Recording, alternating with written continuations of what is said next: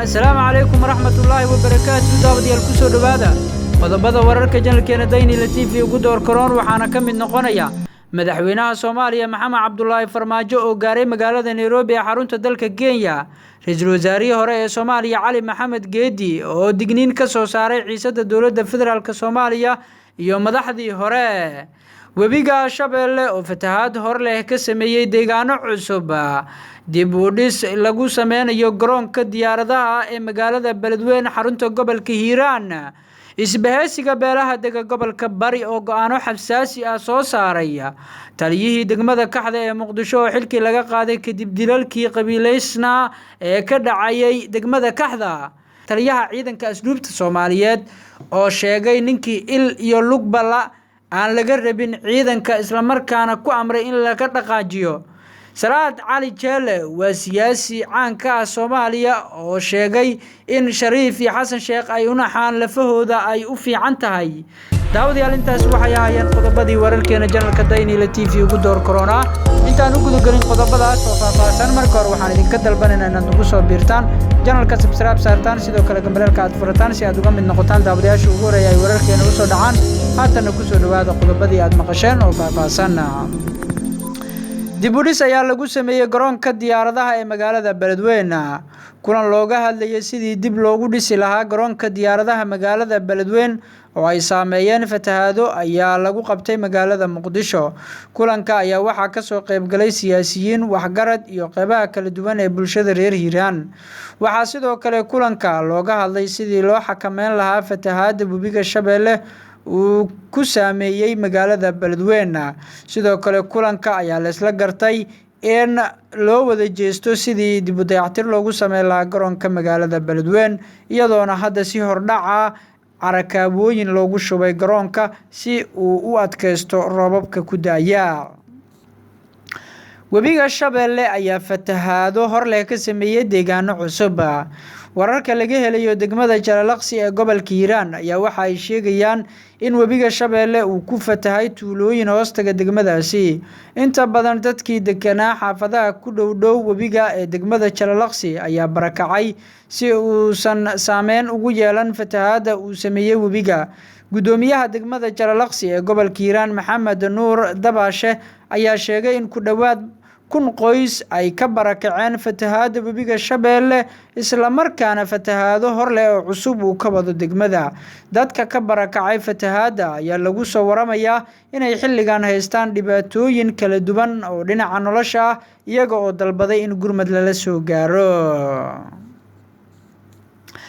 madaxweyne Farmaajo ayaa gaaray magaalada Nairobi ee xarunta dalka Kenya. madaxweynaha Jamhuuriyadda Federaalka Soomaaliya Mudane Maxamed Cabdullaahi Farmaajo iyo wafdi uu hogaaminayo ayaa gaaray Nairobi halkaas oo si weyn loogu soo dhaweeyay. wafdiga madaxweyne Farmaajo ayaa magaalada Nairobi kaga qayb galaya shirka dadweynaha iyo horumarka oo ay soo qaban qaabisay qaramada midoobay. shirkan uu hogaaminayo sanduuqa qaramada midoobay ee horumarinta dadka UNFPA ayaa lagu joojinayaa ama lagu jaangoonayaa qorshayaasha loo dhan yahay ee dhinacyada horumarka iyo halbeega sanadlaha ah ee heer qaaradeed iyo heer caalami higsiyada xasiloonida iyo horumarka.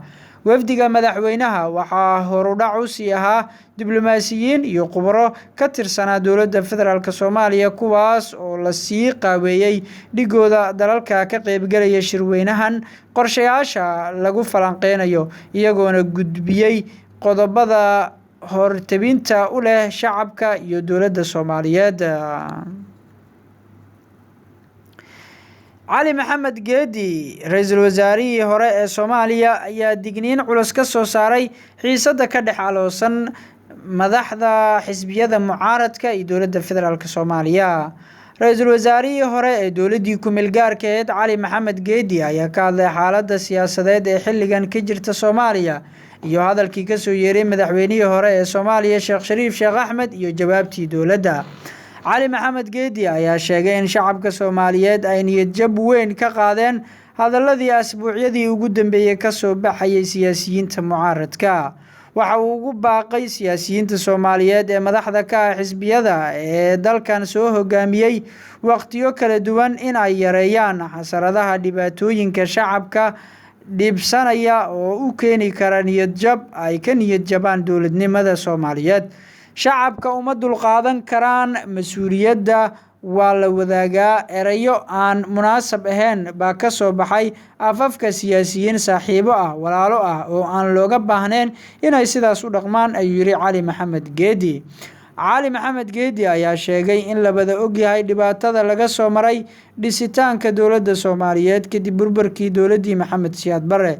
Wuxuu sheegay in maanta ay kaliya tahay in la gargaaro dadka dhibaatada ka soo gaartay fatahaadaha webiyada lana joojiyo hurinta colaadaha.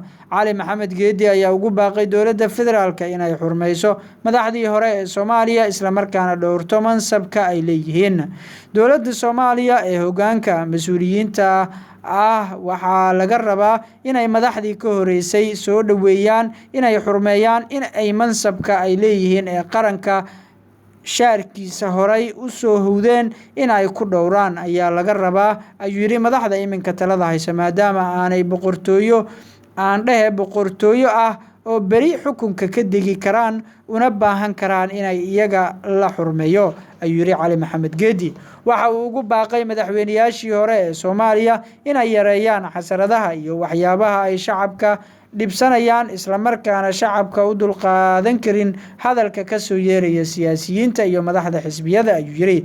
Ugu dambeyntii Cali Maxamed Geedi ayaa ku baaqay in la wada sugo xilliga doorashada isla markaana cid kasta ay la timaado markaas waxa ay hayso. Isbahaysiga beelaha dega gobolka Bari ayaa go'aano xasaasi ah soo saaray. Warmurtiyeed ka soo baxay isbahaysiga beelaha gobolka Bari ayaa looga hadlay xaaladii ugu dambeeyay deegaanada maamulka Puntland. Warmurtiyeed ayaa looga hadlay weerarkii lagu qaaday xarunta baarlamaanka Puntland iyo xilka qaadistii la sheegay in lagu sameeyay gudoomiyaha baarlamaanka maamulkaas oo hadda isaga tagay magaalada Garowe. Maamulka Puntland ayuu isbahaysiga ku eedeeyay inuusan ku dhaqmin dastuurka u yaalo maamulkaas, taasina ay caqabad ku tahay horumarkii la filayay in la gaarsiiyo dadka reer Puntland.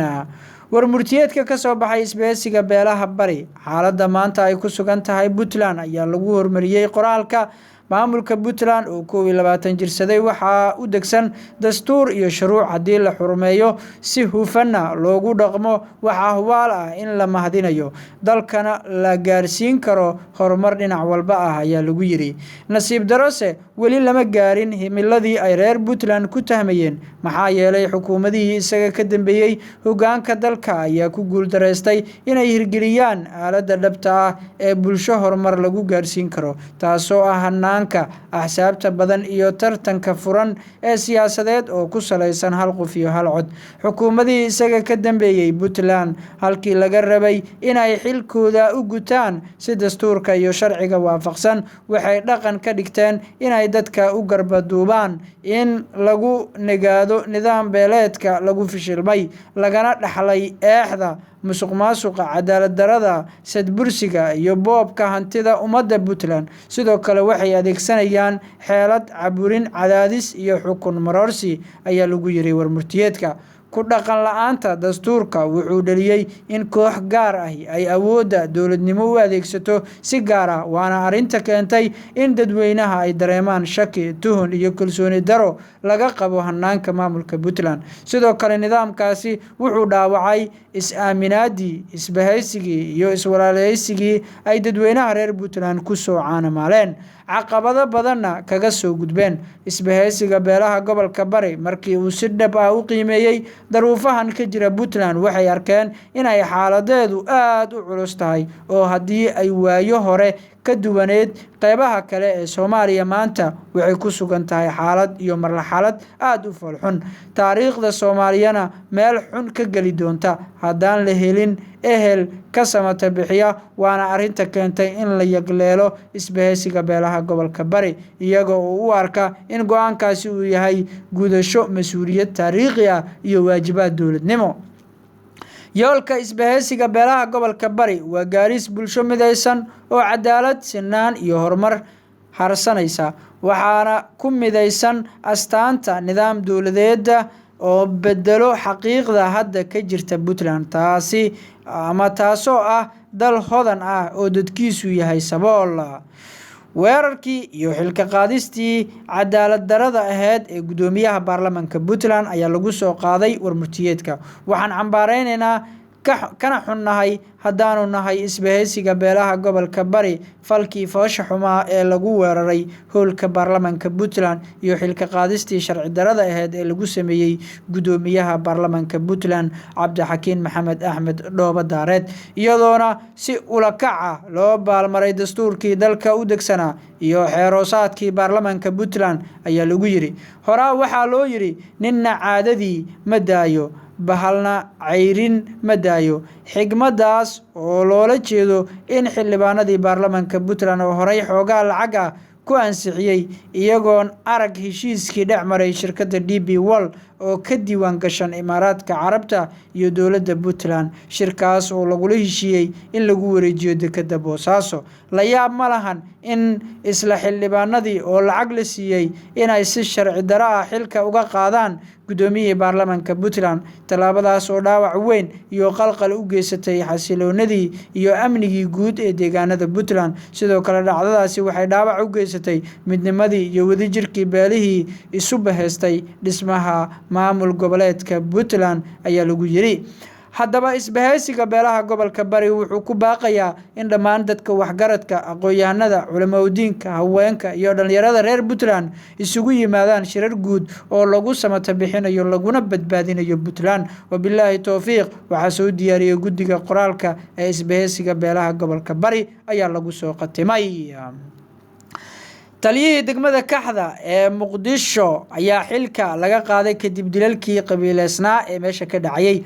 wararka naga soo gaarayo magaalada Muqdisho caasimada Soomaaliya ayaa sheegaya in xilkii laga qaaday taliyaha saldhigga booliiska degmada Kaxda. xog ay heshay shabakada Dayniile TV ayaa sheegaya in sababta xilka looga qaaday taliyaha ay tahay arrimo amni darada ah ee ka taagan degmada Kaxda. toddobaadyadii la soo dhaafay waxaa degmada Kaxda ee magaalada Muqdisho ka dhacay dilal ku salaysnaa aanooyin qabiil waxaana lagu dilay dad badan. taliyaha xilka laga qaaday ee Kaxda ayaa awood u yeelan waayay inuu xaliyo dhibaatada amni xumo ee ka taagan degmadiisa. sida xogta ku helnay maalmaha soo socda ayaa la filayaa in taliye cusub loo magacaabo degmada kaas oo la filayo inuu noqdo mid xal u keeni kara dhibaatada amniga ka jirta halkaasi. 3 maalin ka hor ayay ahayd markii degmada Kaxda lagu dilay ilaa 4 qof halka 5 kalena lagu dhaawacay kadib markii kooxo hubeysna ay rasaas ku fureen goob ay dadkaasi ku sugnaayeen. arrintan ayaa loo aaneynayaa inay la xiriirto aano qabiil iyada oo toddobaadyadii la soo dhaafay degmada Kaxda ay ka taagneed xiisad u dhaxaysa 2 maleeshiya beeleed waxaana la sheegay in beelaha ay kala wataan 2 ciidan oo ka wada tirsan kuwa dowladda Soomaaliya. waa beesha Habagidire iyo sidoo kale beesha Sheeqaal ee degmada inta badan maamusha. taliyaha ciidamada asluubta ayaa sheegay nin illa iyo lug lacba aanan ciidamada loo soo dhabeyn karin isla markaana laga fogeeyo. hadal uu ka jeediyay munaasabad uu kula hadlayay ciidamada ayaa sheegay in dhalinyarada ay ka rabaan kuwa ay da'doodu u dhaxayso 18 jir ilaa 25 jir. dhalinyaro nadiif ah ayaan rabnaa oo 18 jir ilaa 25 jir ah. nidaamka da'da ah oo farsamadooda ayay ku jirtaa in loo baahan yahay. wuxuu yiri waa in ay da'dooda u dhaxaysaa da ahaan oo farsamada lagu qoray xoogaa farsamadooda ayay ku fakarayaan. waa u dul qaadanaynaa laakiin kuwa illa kuwa lugola iyo kuwa gacmaha la waa dhaqaajinaynaa halkan lagama rabo ayuu yiri Mahad Cabdiraxmaan taliyaha ciidamada asluubta Soomaaliyeed. ugu dambeyntiina Salaad Cali Jeele ayaa Sharif Sheekh Axmed iyo Xasan Sheekh ugu baaqay inay lafooda ilaashadaan. Salaad Cali Jeele oo hadda kamid ah siyaasiyiinta taageersan dowladda ayaa warbaahinta ka difaacay dowladda Soomaaliya eedeemay loo jeediyay wuxuuna weerar culus ku qaaday madaxweynayaashii hore ee soo maray Soomaaliya Xasan Sheekh Maxamuud iyo Sheekh Sharif Sheekh Axmed. Salaad Cali Jeele oo sidoo kale degan mid kamid ah hoteelada magaalada Muqdisho ayaa hadalka ka soo yeeray Sheekh Sharif ee ahaa inay dowladda Soomaaliya Muqdisho ka saari doonaan haddii aysan dhibaatada joojin ayaa sheegay inuu ugu baaqayo siyaasiyiinta ku midoobay xisbiyada madasha qaran inay lafahooda u turaan isla markaasna aysan isdhibaateen. xisbiyada qaran waxaan ugu baaqayaa inay lafahooda u turaan isla markaana aysan isdhibaateyn ma jirto cid dagaal guul ku gaartay ayuu yiri Salaad Cali Jeele. Salaad Cali Jeele ayaa sheegay in madaxweyne kasta oo soo maro dalka uu leeyahay 4 sano oo muddo xileedkiisa ah isla markaasna siyaasiyiinta laga rabo inay ilaaliyaan dowladnimada ayna sugtaan waqtiga yar ee u haray dowladda Soomaaliya. guud ahaan warkayaga halkan aan ku soo gabagabeynaa daawadayaal intaan warkan warka kulmi doono nabad.